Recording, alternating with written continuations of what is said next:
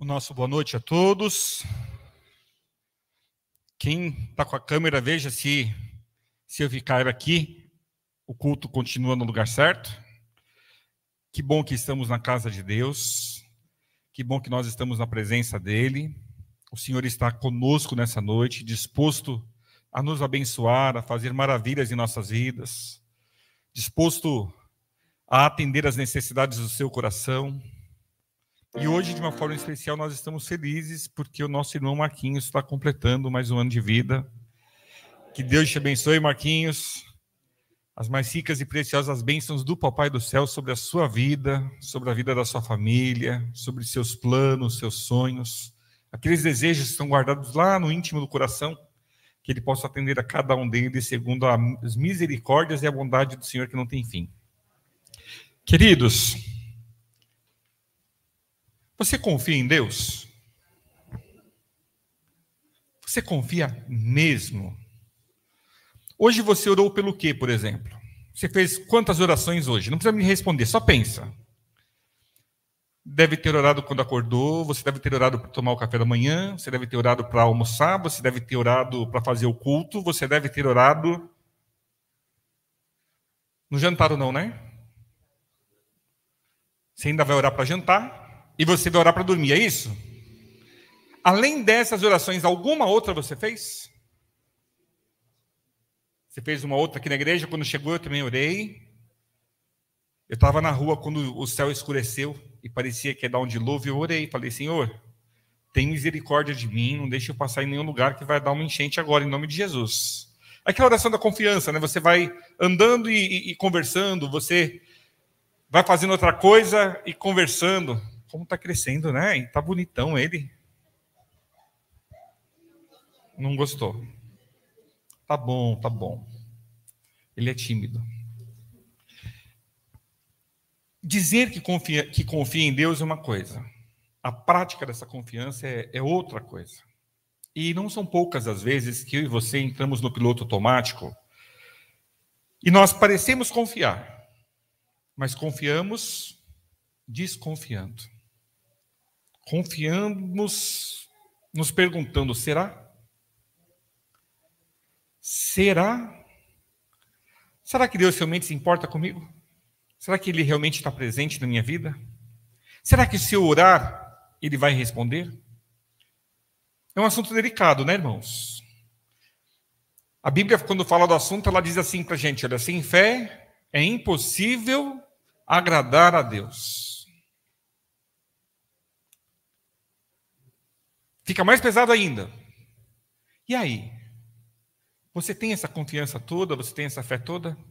Lembra quando... É uma ilustração muito conhecida de um homem que tinha o hábito de amarrar cabos em penhascos e atravessava só segurando uma vara. E ele fez isso, depois ele voltou, depois ele pegou um carrinho de mão e perguntou, vocês acham que eu consigo atravessar agora com um carrinho de mão sem a vara? Consegue, consegue. E ele foi, ele voltou. Falou assim, agora vocês acham que eu consigo... ir com o carrinho de mão levando alguém? Consegue, consegue. Quem de vocês entra no carrinho para poder atravessar, então, agora sobre essa corda entre os penhascos aqui? Ninguém. Então, eles queriam era ver, né? Porque se o homem caísse, tá tudo bem. Se o homem ficasse em cima, tá tudo bem também. A nossa experiência com Deus não pode ser assim. A nossa experiência com Deus precisa ser uma experiência de verdadeira confiança. Porque se nós não confiarmos de verdade, nós não vamos entregar assuntos importantes na mão de Deus, nós não ficaremos tranquilos, nós não teremos paz e vamos viver uma vida angustiada porque nós oramos, mas não confiamos e o milagre acaba não ocorrendo. Quanto tempo tem que você ora pelo mesmo pedido de oração? Dá um chute na cabeça, não dá? Alguém tem aqui algum motivo pelo qual você ora já há mais de 10 anos? Mais de 10. Temos, ó. 3 pessoas levantaram a mão. Tem alguém que ora por alguma coisa já há mais de 5 anos?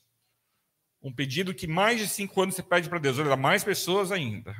Tem alguém que tem um pedido de oração, que tem orado sempre, já tem mais de 1 ano?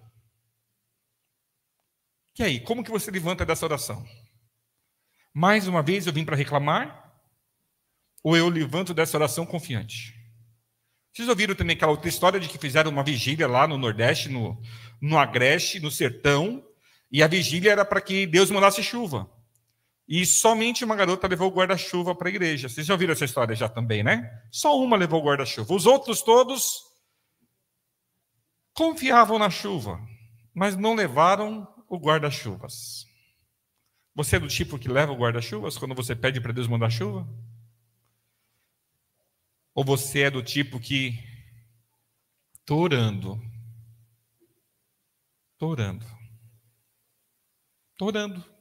tá bom já, estou orando. Abra sua Bíblia comigo.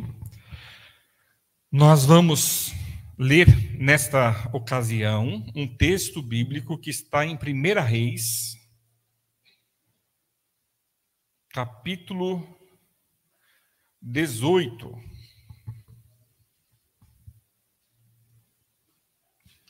Esse é um daqueles textos impressionantes da palavra de Deus, viu? Tem muito a nos ensinar.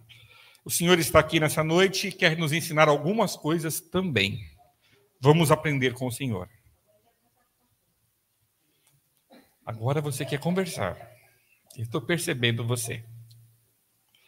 Coloque a tua mão sobre a Bíblia, feche seus olhos. Maravilhoso Deus. A tua palavra está aberta e nós abrimos na tua presença o nosso coração, a nossa mente. A nossa mão está posta sobre a palavra e nós te pedimos nessa noite, a despeito dos pecados do mensageiro e a despeito dos pecados dos ouvintes, nós te pedimos que coloques a tua mão sobre as nossas vidas e que esse toque possa comunicar vida, paz e salvação a cada um de nós. Bênçãos que te pedimos, muito agradecidos em nome de Jesus. Amém, Senhor. Amém. Me acompanhe na leitura a partir do versículo 41. 1 Reis 18, a partir do verso 41. Então disse Elias a Acabe: sobe, come e bebe, porque já se ouve o ruído de abundante chuva. Subiu Acabe a comer e a beber. Elias, porém, subiu ao cimo do Carmelo, e se encurvando para a terra, meteu o rosto entre os dois joelhos. E disse ao seu moço, que era o tipo um ajudante de profeta: sobe e olha para o lado do mar. Ele subiu, olhou e disse: não há nada. Então lhe disse Elias: volta. E assim por 7 vezes. A 7ª vez disse: eis que se levanta do mar uma nuvem pequena, como a palma da mão do homem.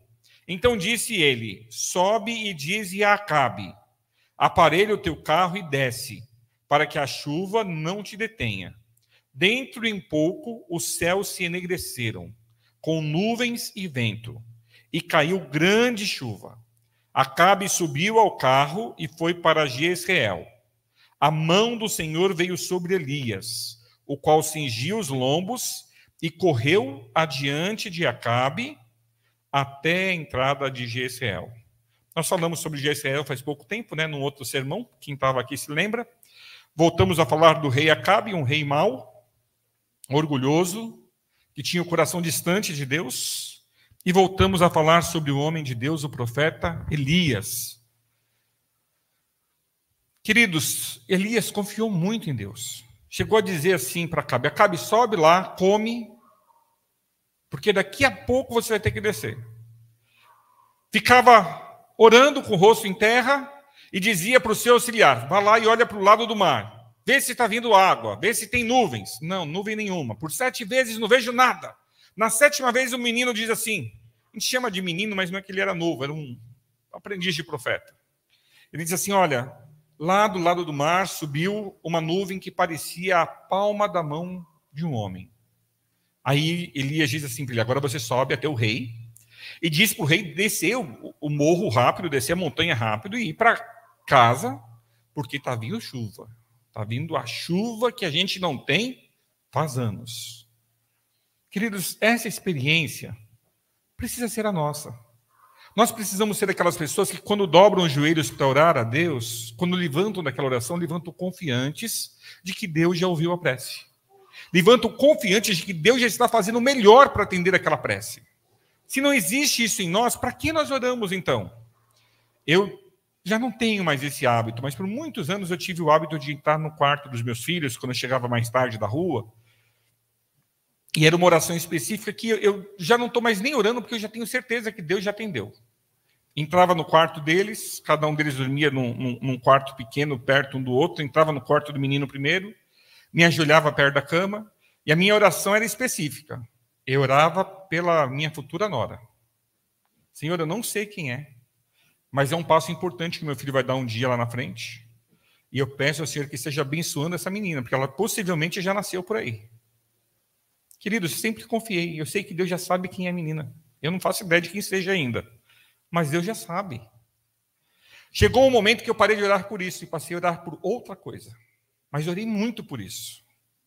Vocês acham que eu tenho alguma preocupação com relação a isso? Não, eu confio. Eu sei que Deus está cuidando. Entrava no quarto da minha filha, Senhor, tem um menino aí, que já nasceu, que está nascendo, que um dia vai ser o esposo da minha filha. Eu quero entregá-lo nas suas mãos. Abençoe a sua família, abençoe o seu lar. É coisa de gente doida, né, irmãos? Você ora por coisas assim? Eu oro com confiança. E eu tenho certeza que Deus já cuidou de tudo. Foi assim comigo, não foi assim comigo? Quando eu me apaixonei pela minha esposa, ela não era da igreja. E eu pensei, meu Deus, e agora? Como é que eu vou fazer gostando dessa menina que nem é adventista? Eu falei, calma, vamos ter paciência. Vamos orar a Deus. E a única pessoa que sabia que eu gostava dela era Deus. E eu comecei a namorar com ela sem que ela soubesse. Por quê? Porque se ela soubesse, podia confundir tudo, né? Orava a Deus e confiava. Orava a Deus e confiava. Pedia a Deus um sinal. Falei, Senhor, eu só vou me declarar para ela quando ela me disser que se batizou e que sentiu o prazer de trabalhar para o Senhor. Eu usei como condição. Então ela se batizou, me mandou o convite para o batismo. Claro que eu não ia, não tinha dinheiro para ir até Cuiabá assistir esse batismo. Batizou lá em Cuiabá. Mas, como se não bastasse o batismo, 2 semanas depois ela disse assim, eu fui com o pessoal do PG da Estudo Bíblico e eu gostei tanto de fazer isso. Lembrei dos estudos que você me dava quando, lá no começo, há uns 2 anos e meio atrás, e eu decidi que eu quero dar sempre estudos bíblicos. Eu falei, Senhor, é essa mesma? Aí eu podia dizer para ela que eu gostava dela. Ia dizer antes? Não, eu ia correr risco. Imagina se ela falasse assim, também gosto de você, mas não tivesse compromisso nenhum com Cristo. Não tivesse compromisso nenhum com a eternidade. Ia ser ruim para quem? Para ela, para mim, para todo mundo. Não é verdade? Queridos, nós precisamos desenvolver a confiança. Como eu sabia que não ia ser fácil para mim resolver aquele meu problema, e tem problema que a gente sabe que não é fácil. Qual era o meu problema? Casar. O que eu fiz? Eu separei um dia da semana para jejuar todas as semanas. Todas as semanas eu jejuava por aquilo. E quando eu terminava, saía do momento de oração e dizia assim, Senhor, eu estou saindo, mas agradecido, porque eu sei que o Senhor já ouviu a minha oração. E já está atendendo. Eu sei que o Senhor já colocou a mão nesse assunto. Confiança, queridos. Se a gente não confia, como que fica a nossa mente? A mente não para. Não é verdade? Se você pede para Deus uma coisa e você não confia que Deus está fazendo o melhor por você, a sua mente não para. Você entra em angústia, você entra em ansiedade, você tem crises, porque coisa horrível nessa vida é incerteza. Você tem tido esse tipo de confiança? De entregar para Deus e acreditar que Deus está cuidando de tudo de fato? Você tem dormido em paz? Você tem certeza que o teu Deus é contigo? Pastor, não tenho. Eu não tenho porque eu peco demais e os meus pecados fazem separação entre mim e o meu Deus. Queridos, não é essa a experiência que Deus quer ter contigo. Não é assim que Deus quer se relacionar com você. Deus quer se relacionar com você de uma forma constante e prazerosa. Deus não é como dizer isso, né? Alguns de nós achamos que Deus, ele está lá no céu sentado, olhando para a gente e torcendo para que a gente erre, para ele dizer assim, tá vendo? Errou mais uma vez. Queridos, não é esse o Deus a quem nós servimos. O Deus a quem servimos, ele sabe quem nós somos, sabe que nós somos pó. Ele olha para nós com misericórdia e diz assim para a gente, foi por você que eu morri na cruz do Calvário. Foi por você que eu me entreguei de uma vez por todas, para que você pudesse ter vida eterna.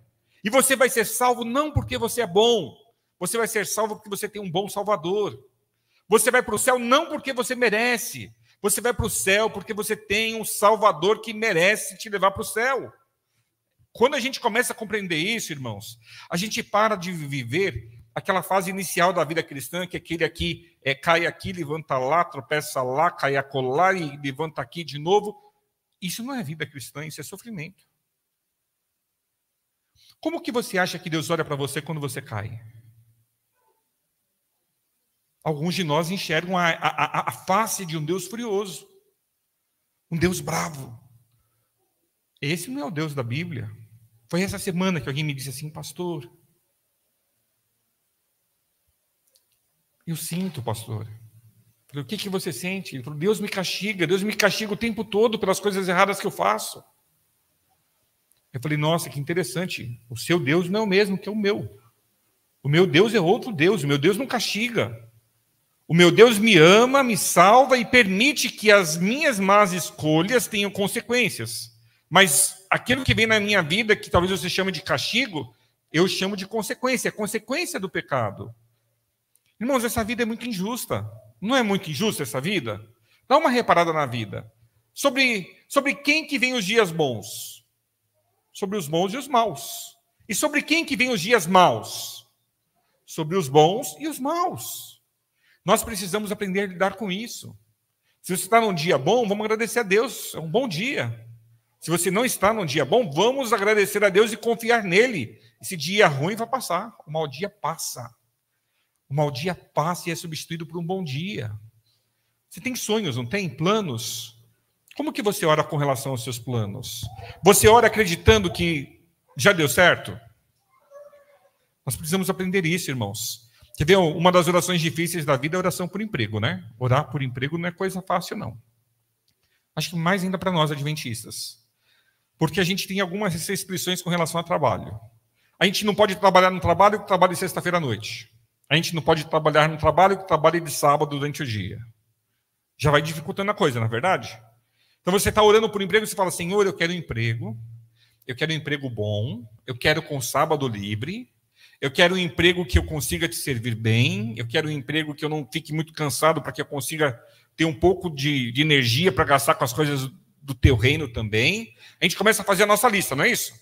Senhor, eu quero um emprego que o salário não seja ruim, porque é difícil viver com a vida apertada, e você vai fazendo a sua lista de pedidos para Deus. Como que você levanta dessa oração? Muitas vezes a gente levanta assim, com aquele sentimento de contrição, né, de pensar assim, será que Deus vai me dar tudo isso? Queridos, Deus tem mais do que tudo isso para te dar. O problema é que às vezes nós metemos os pés pelas mãos. Nós nos atrapalhamos no processo e não confiamos nele. Um dia, e não vai demorar muito, um dia nós vamos estar na presença de Jesus, chorando e agradecendo a Ele por cada coisa que nós aqui achamos que era uma coisa ruim que aconteceu na nossa vida. Sabe as tragédias pelas quais você e eu passamos? Um dia nós vamos estar na presença de Jesus chorando e dizendo assim, Senhor, obrigado. Obrigado porque o Senhor permitiu aquela tragédia.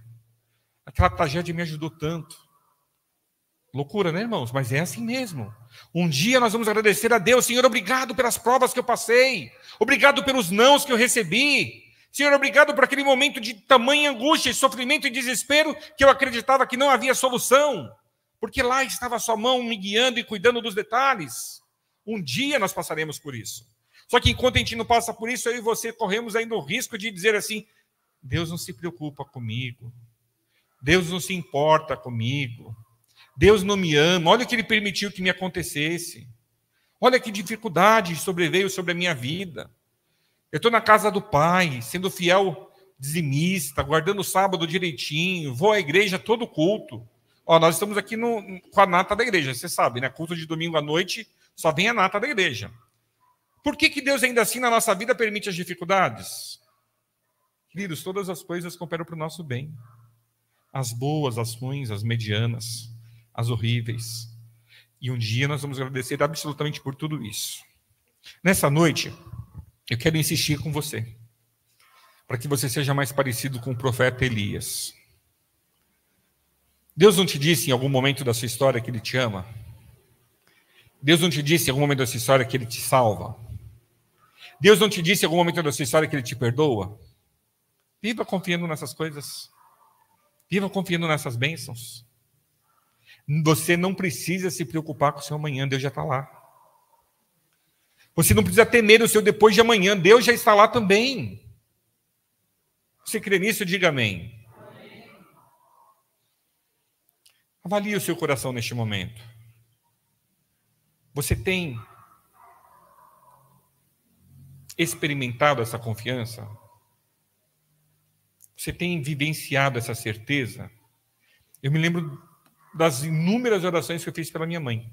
Quando eu terminei a faculdade de teologia, eu fui chamado para ser pastor em Santa Catarina, e eu fiquei longe de São Paulo, minha mãe estava em São Paulo. E quando Deus me chamou para ser pastor, uma das objeções que eu apresentei para Deus, eu falei, Senhor, se eu for embora para o colégio fazer teologia, quem vai cuidar da minha família? Quem vai cuidar da minha mãe? Era eu quem comprava comida dentro de casa, era eu que sustentava a família, pagava as contas todas, minha mãe não trabalhava, já estava doente, minha irmã era nova. Quem, Senhor, vai fazer isso? E Deus disse para mim, não se preocupe, eu sou dono do ouro e da prata, não vai faltar nada para elas. E tinha minha irmã também, que na ocasião era solteira e morava dentro de casa, não trabalhava, era eu que sustentava também. E, queridos, Deus nunca permitiu que nada faltasse. Nunca. Nunca faltou nada. Mas eu me recordo que algo que faltava para mim era a salvação da minha mãe. Então eu orava todos os dias.